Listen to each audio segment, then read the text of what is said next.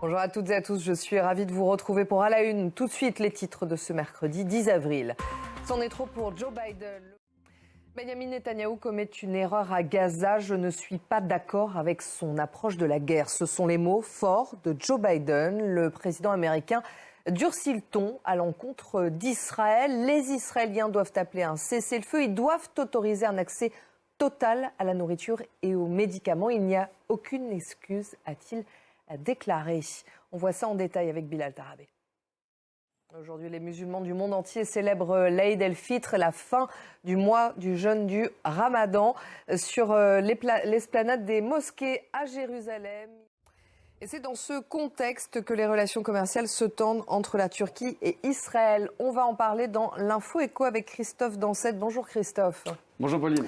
Le gouvernement turc a annoncé hier restreindre ses exportations vers Israël. Avec une liste de 54 produits turcs interdits d'exportation vers Israël. Merci beaucoup Christophe pour toutes ces informations sur ces relations qui se tendent entre la Turquie et Israël.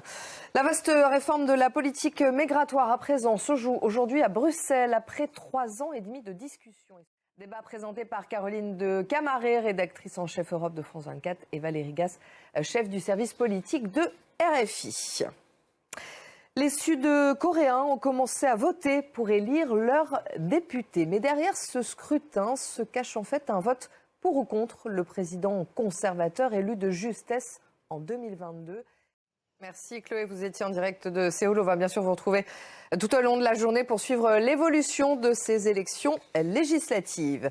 Et sachez que le Premier ministre japonais Fumio Kishida est en visite aux États-Unis. Il rencontre aujourd'hui Joe Biden.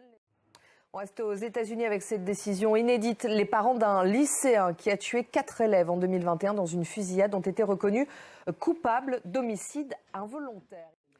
En France, ce soir, doit avoir lieu le quart de finale aller de la Ligue des Champions entre le PSG et Barcelone. Face aux menaces proférées par le groupe État islamique, la sécurité a été considérablement renforcée à Paris et notamment autour du Parc des Princes, mais également hier à Londres et à Madrid. Loïc Chavalon. Merci de votre attention. Je vous retrouve bientôt, dans quelques minutes, pour la suite d'À la Une. À tout à l'heure.